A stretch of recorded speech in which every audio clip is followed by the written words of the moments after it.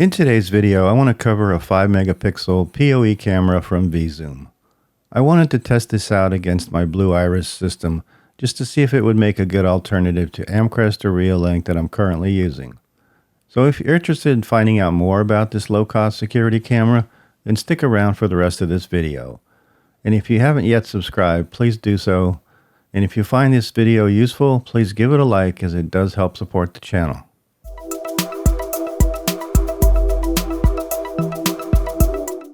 Full disclosure is that VeeZoom did reach out and send me this camera to test, but they haven't paid me for this review, and as with all my hardware reviews, the results and the opinions are strictly my own. They haven't influenced this video in any way, and they'll be seeing this for the first time just as you see it. Let's take a quick look at what comes in the box and cover the specs of the camera. Then we'll hook this thing up to see how it performs and whether or not it has any compatibility issues with Blue Iris. The box and the packaging are really basic. Inside the box you get the user's guide, a connector's guide that shows you how to connect up to the camera. You also get a mounting template to help you install the camera and get the holes in the right place. And you get a waterproof connector cover. The camera itself is wrapped in a bubble wrap material that's pretty robust, and they also include a flat Ethernet cable. Attached to the camera are 3 cable connectors. You get a power connector to power the camera in the event that you're not using PoE. There's also a reset switch that allows you to do a hard reset in the event something goes squirrely with the camera, and a PoE enabled Ethernet plug. At the bottom of the camera you get a locking ring, which I really like as it allows you to adjust the camera pretty easily. In the front of the camera you can see the IR sensor for the night vision. At the base of the camera there's a cover that allows you to access the micro SD card slot so that you can record directly to the camera if you prefer, or in addition to your system level recordings. The slot itself will support up to a 256 gig micro SD card. The camera is equipped with a 5 megapixel sensor that supports resolutions of up to 2560 by 1920. The lens is a 2.8 millimeter and has a field of view of about 95 degrees, as well as a night distance of about 100 feet.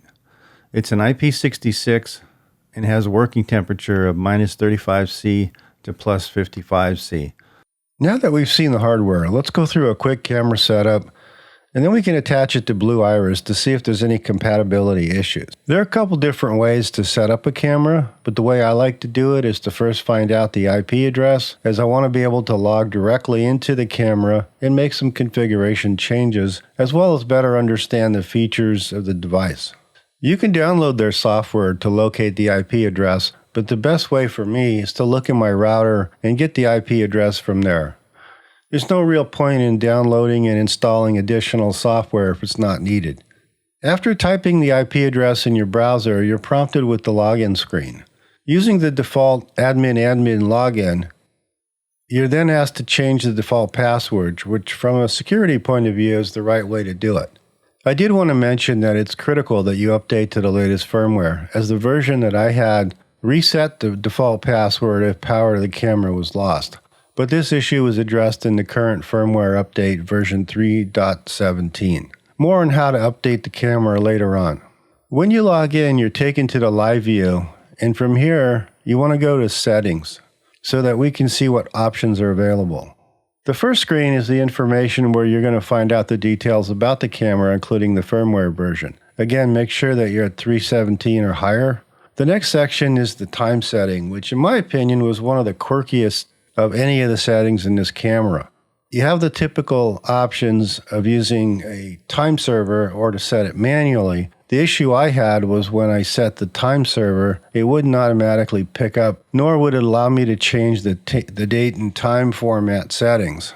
So I had to set everything up manually, including the time zone, and then switch over to the time server and everything worked fine. Not a showstopper, but it's a little strange anyway. Most cameras and devices have a geographical location next to the UTC setting to help the user set up the correct time zone. With this camera, you need to look up how many hours you are away from UTC before you can set the time zone, because there's nothing listed next to it. Again, not a huge deal, but it's another opportunity for improvement. The next sections are pretty standard and allow you to create multiple users and password changes. The maintenance section is where you update the firmware. As I mentioned, it's critical that you update the latest firmware, and that's available from their website. You download and extract the zip file, and then click Update, point to the extracted file, and wait for the process to finish, which will take a few minutes. In the network section, I leave on DHCP as I set my fixed IP addresses in my router, not the device itself. The main reason that I set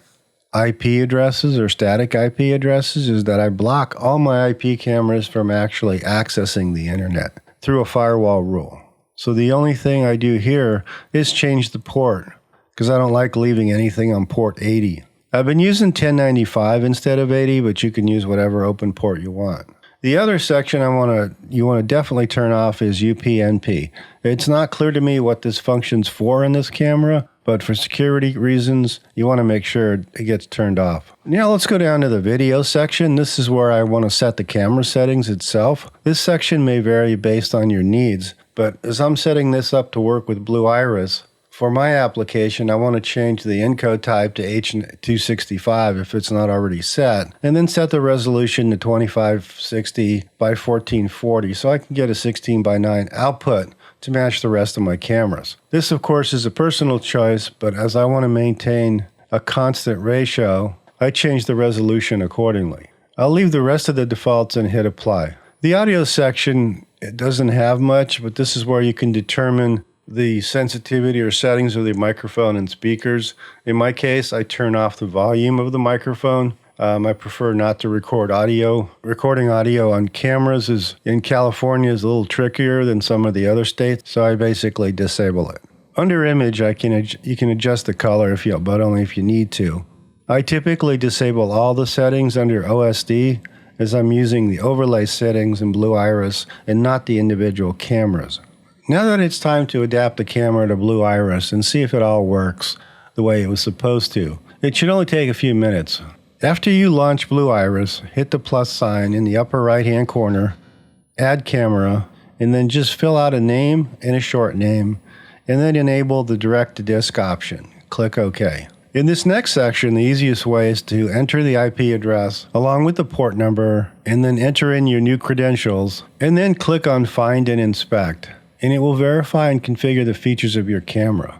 Select Close on this screen, and you need to make sure that you have set the substream of the camera, and then click OK.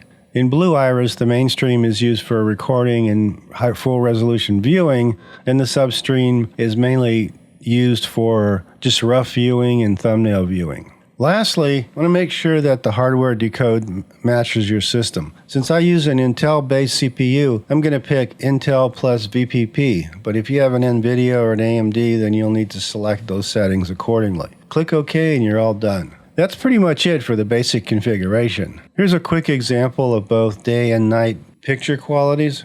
In summary, I really like this camera. It doesn't drop out and it's much easier to configure than the Reolink.